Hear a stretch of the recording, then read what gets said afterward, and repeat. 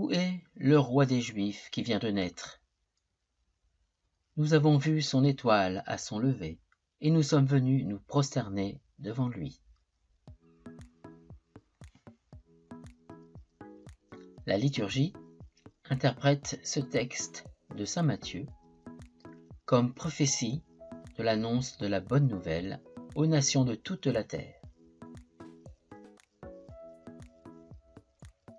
De même que les mages ont été conduits par l'étoile, nous qui sommes en chemin, trouvons-nous en cette fête l'opportunité de prendre la route avec plus d'assurance.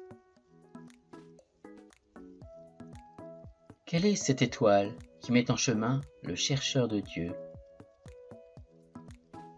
Elle peut nous parler de la foi. Elle est un don. Comme ces mages, et conduits par notre foi en Jésus, nous sommes comparables à ces hommes venus des lointains pour adorer le Seigneur.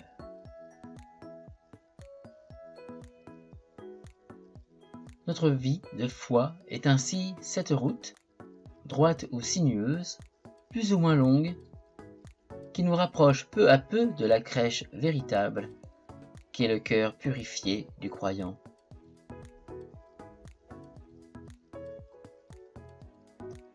Ils entrèrent dans la maison, ils virent l'enfant avec Marie, sa mère, et, tombant à ses pieds, ils se prosternèrent devant lui.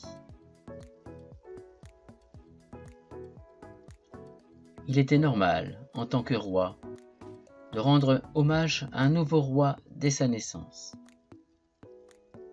Ces simples mots, ils virent l'enfant avec Marie, sa mère, sont émouvants et nous replongent dans l'intimité du mystère de la nativité.